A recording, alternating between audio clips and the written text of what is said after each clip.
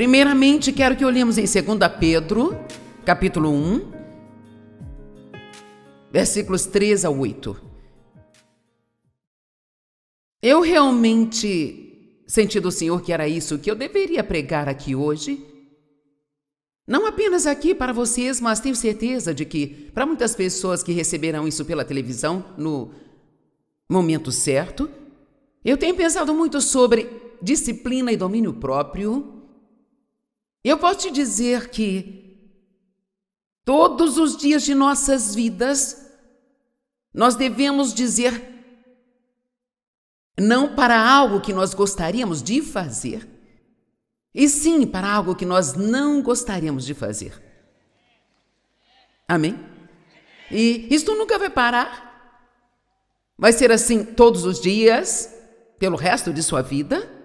Mas a disciplina e o domínio próprio são realmente bons amigos que Deus deu a nós. O domínio próprio é um fruto do Espírito.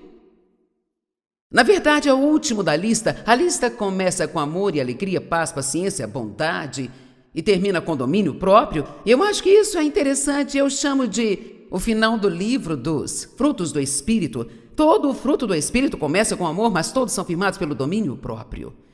Você não pode ser bom se não tiver domínio próprio. Você não pode ser humilde se não tiver domínio próprio.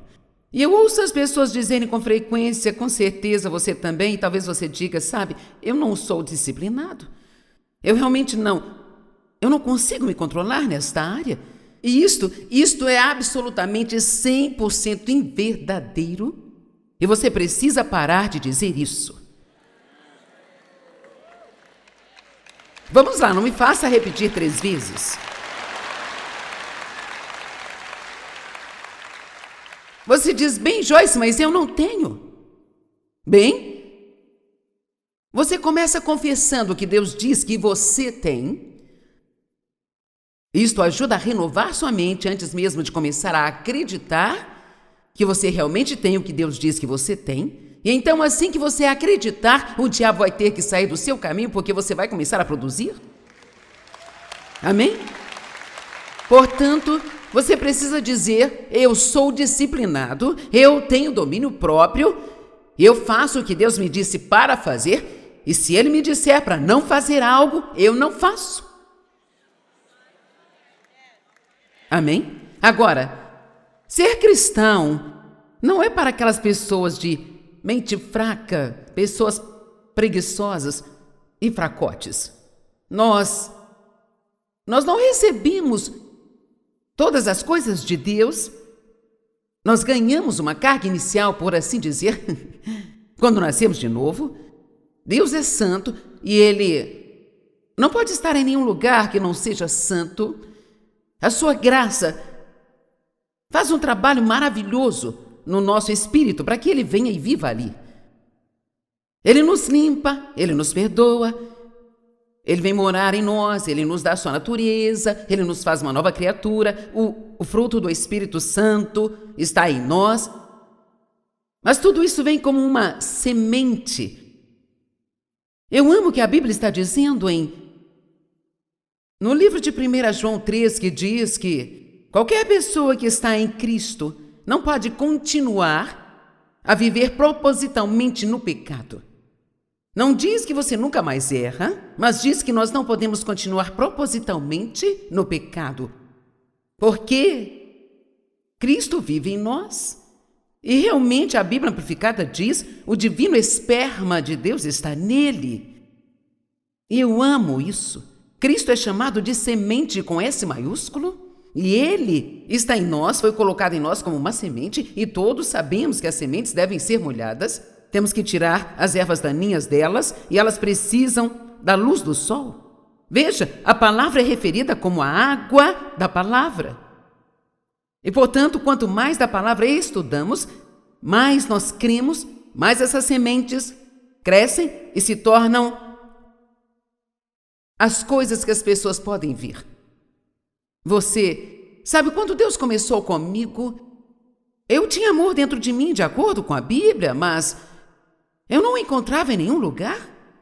Eu queria amar as pessoas, mas eu não era uma pessoa muito amorosa, eu não era uma pessoa muito legal. Eu estava ferida, machucada, não tinha recebido a cura. Então eu estava ocupada cuidando de mim mesma, tentando ter certeza de que eu nunca mais seria ferida. E eu não era muito legal. E Deus teve que me ensinar muitas coisas. E quanto mais eu estudava a palavra, mais eu aprendia. Quanto mais eu aprendia, mais isto me mudava. E quanto mais isto me mudava, então mais o meu comportamento melhorava. Deus trabalha em nós de dentro para fora.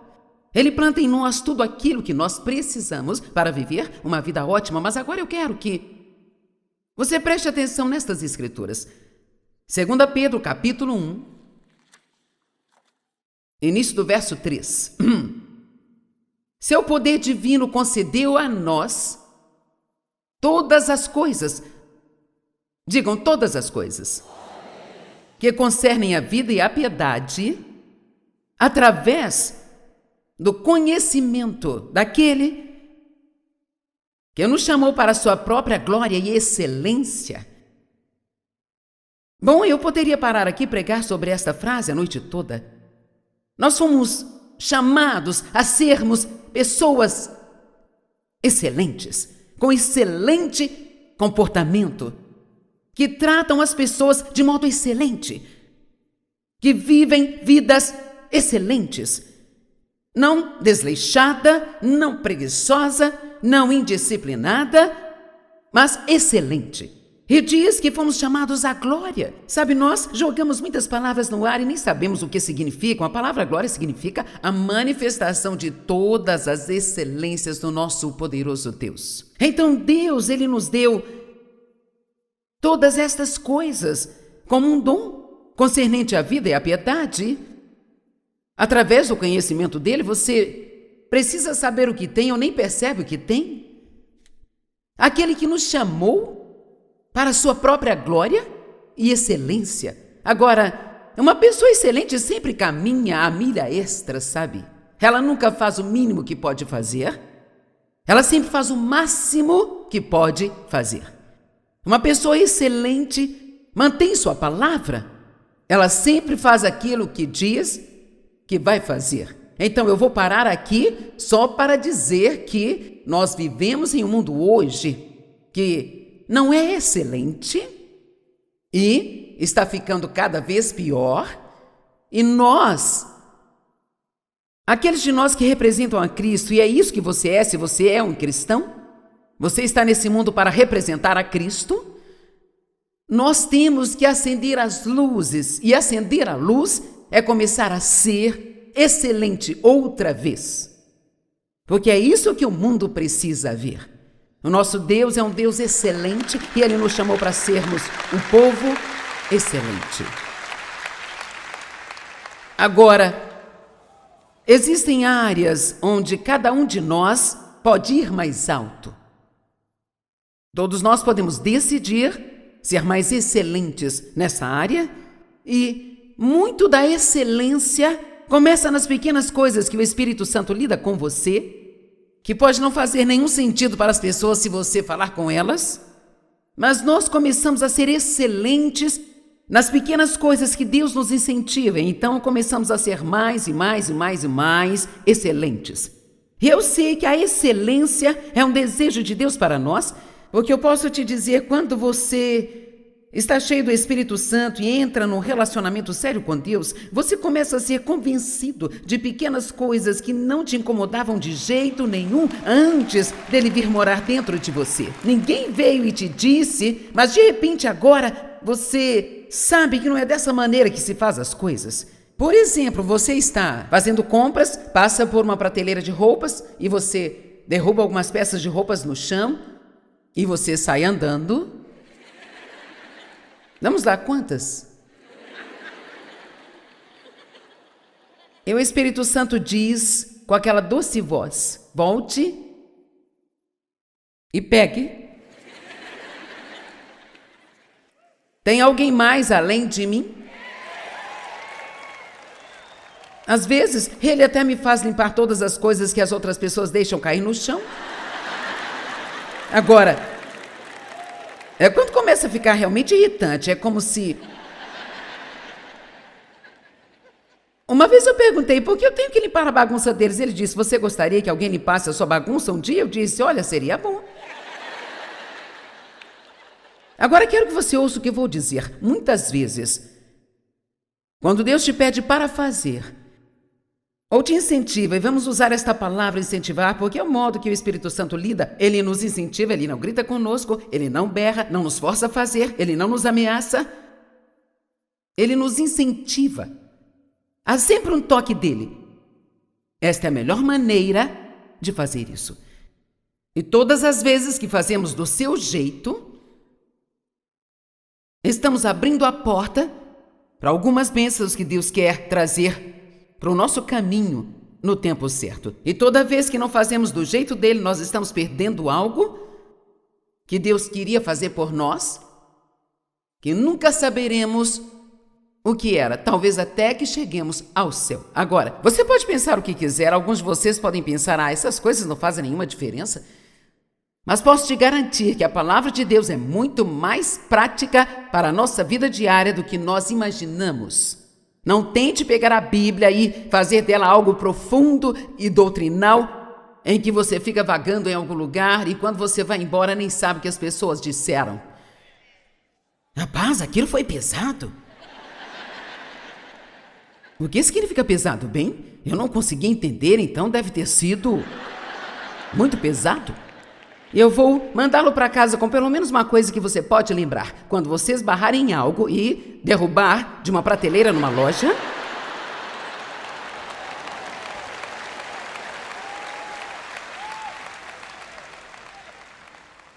vá, pegue-a e coloque de volta onde você achou. Amém? E este é somente um exemplo, mas quantos de vocês concordam que se você não for excelente em pequenas coisas, agora ouça, quando ninguém estiver olhando, é aqui que o seu caráter é testado? Não é o que você faz no domingo de manhã na frente dos amigos cristãos? Se você quiser descobrir que alguém é um verdadeiro cristão, vá na casa dele.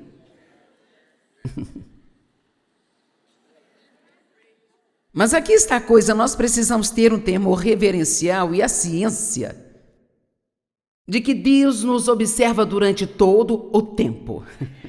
Eu não quero dizer ter medo de que Deus nos machuque, Deus nos ama, Ele não quer nos machucar, mas se nós realmente queremos viver para agradar a Ele, nós devemos ter um temor reverencial de desagradá-lo. E, portanto, se Ele me incentiva a fazer algo, a Bíblia diz para não fazermos as coisas certas apenas para agradar as pessoas, mas para agradar a Deus. Eu acho engraçado, nós temos funcionários maravilhosos, não digo isso para inferiorizar nenhum deles, mas eu acho tão interessante que se eu entrar em um departamento e 4 ou 5 pessoas estiverem reunidas ao redor da mesa conversando, sempre me surpreende como elas se dispersam quando eu entro. E como eu disse, eles são ótimos, eu não acho ruim que eles estejam conversando, mas se você está sentado brincando na internet, fazendo coisas pessoais, e então seu chefe chega e você para? Mas veja, Deus já viu tudo isso. Agora eu sou muito séria sobre isso, e se você não é daquele tipo que apenas vai a algumas reuniões e coleciona alguns livros cristãos e tem um adesivo de peixe no carro, é assim que você vive quando ninguém está olhando para você além de Deus.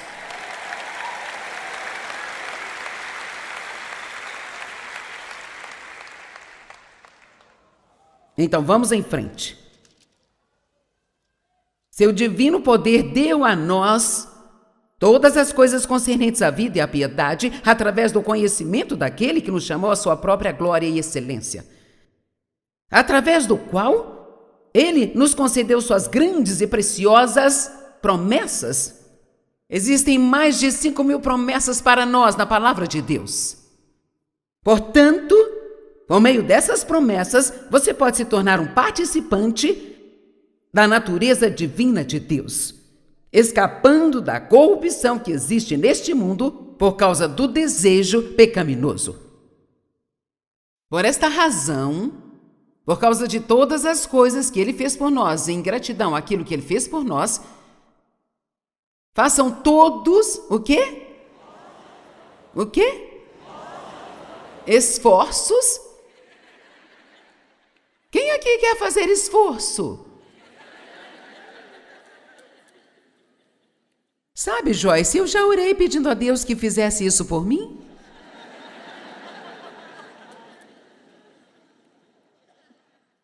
Bem, eu creio na oração, mas sabe o que eu tenho descoberto? Mais e mais, nos últimos anos, eu percebo que quando eu oro e peço a Deus que me ajude, Ele geralmente me mostra algo para fazer. Nem sempre, às vezes não há nada que eu possa fazer, mas às vezes é assim. Oh Deus, estou tão cansada, por favor me ajude, estou muito cansada, Deus, por favor me cure. Bem, vá para a cama e durma um pouco mais. Algumas respostas simples para alguns de nossos grandes problemas, acreditem ou não. Amém? Oh Deus, estou tão cansada, me sinto tão mal, não sei o que é de errado comigo, eu caio no sono no meio da tarde, meu Deus. Não como 1 tonelada de açúcar todos os dias. Ok, eu vou prosseguir. Por essa razão, façam todo o esforço para complementar sua fé com a virtude. Agora, a virtude significa caráter cristão. Significa o desenvolvimento do caráter cristão. Complete sua fé com a virtude, e a virtude com o conhecimento, e o conhecimento com domínio próprio. E o domínio próprio com a firmeza. Sabe, a firmeza é estar firme em alguma coisa. Significa que você pode se apoiar, segurar naquilo quando as coisas ficam difíceis pelo tempo que precisar. E você não pode fazer sem domínio próprio. Qualquer um que vive pelo que sente, quando as coisas ficam difíceis, eles vão parar e desistir. E então, com a firmeza, você adiciona a piedade.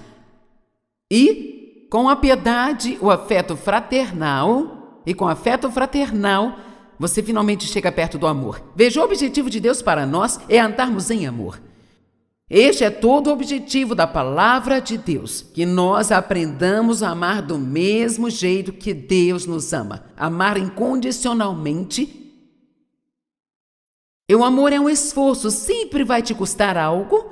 É fácil amar as pessoas que são fáceis de amar. Mas Deus está nos pedindo para amar pessoas que não são fáceis de se amar, e elas não são fáceis de amar porque elas não foram amadas, elas foram feridas e machucadas e precisam ver o amor de Deus, e elas não vão vê-lo a menos que um cristão mostre a elas.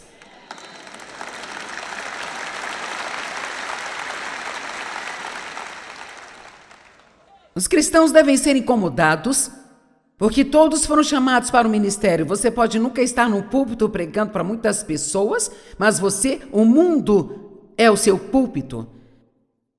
E você pode pregar sem dizer nenhuma palavra. Você pode pregar com a sua vida. Amém? Eu disse, cada um de vocês, quando você sai para o mundo, não cabe a um grupo de pregadores fazer tudo na igreja. Os ministérios nos foram dados para treinar os santos para a edificação da igreja do Senhor. Você entende? Você não deve continuar indo à igreja todo domingo só para ser ajudado. Após alguns anos deve haver uma transição e você deve ir porque você quer ser usado para ajudar alguém. E uma das razões pelas quais as pessoas se cansam de ir à igreja, e eu ouço isso sempre o tempo todo, sabe? Não sinto mais como se eu estivesse sendo alimentado, não estou tirando nada disso mais. É porque elas ainda continuam indo. Vou receber minha bênção, bem, eu não vou mais ser abençoado, eu não vou conseguir mais nada. Talvez não haja mais nada para você conseguir. Talvez não haja lugar para guardar mais nada em você e talvez você precise começar a dar algo. Talvez você precise ir à igreja no domingo orando, Deus me mostre alguém que eu possa ajudar.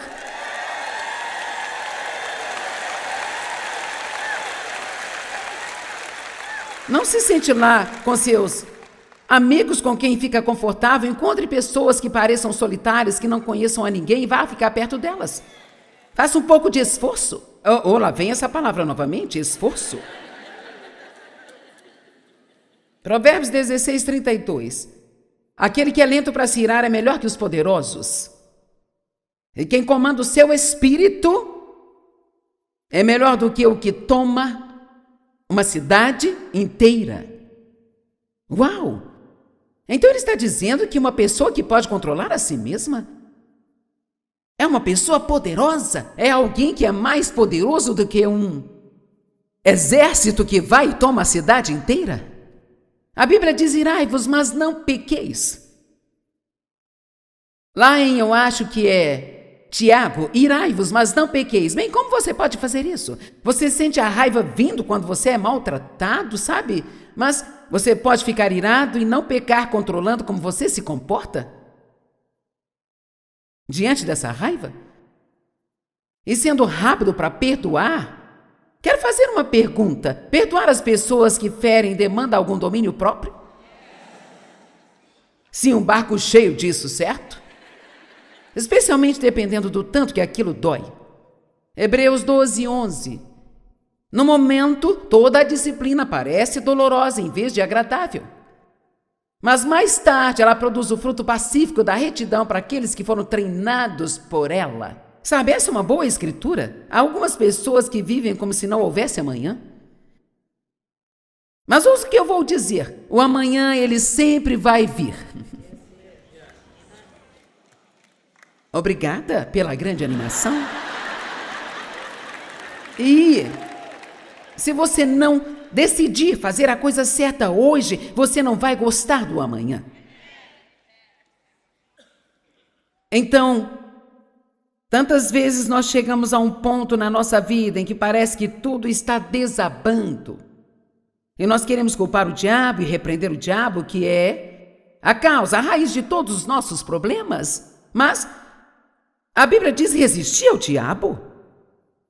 Isso requer domínio próprio. Fala duas vezes, fala em Tiago e fala em Pedro. Resistir ao diabo. Sujeitai-vos a Deus e resistir ao diabo, e ele vai fugir. O diabo anda ao derredor como um leão rugindo, com fome feroz, procurando a quem ele possa devorar. Quem resiste firmemente? Nós resistimos à tentação de fazer a coisa errada. E então ficaremos felizes quando depois chegar. Depois, eu amo as pessoas que vão investir o agora no depois. Invista o agora no depois. Amém? Há apostadores no corpo de Cristo e há investidores. E quando falo de apostadores, não estou falando de alguém que vai ao cassino todas as noites. Eu estou falando de pessoas que fazem a coisa errada, esperando serem as únicas pessoas que vão se safar disso e ainda ter um bom resultado. Elas estão apostando: eu posso fazer a coisa errada e ainda ter uma vida agradável, com o resultado certo. Mas então há investidores, os quais sofrem um pouco neste tempo, eles dizem não à sua carne, e sofrem um pouco neste fim, porque eles sabem que se eles investirem agora, vai valer a pena depois na vida deles. Amém? Não há muitas coisas que sejam melhores do que saber que você fez a coisa certa. Isto nos traz uma paz maravilhosa. Deus quer que façamos as coisas com excelência, tendo disciplina para manter nossa palavra e sempre andar uma milha extra. Disciplina e domínio próprio é algo que nós já temos, mas temos que usá-los e desenvolvê-los.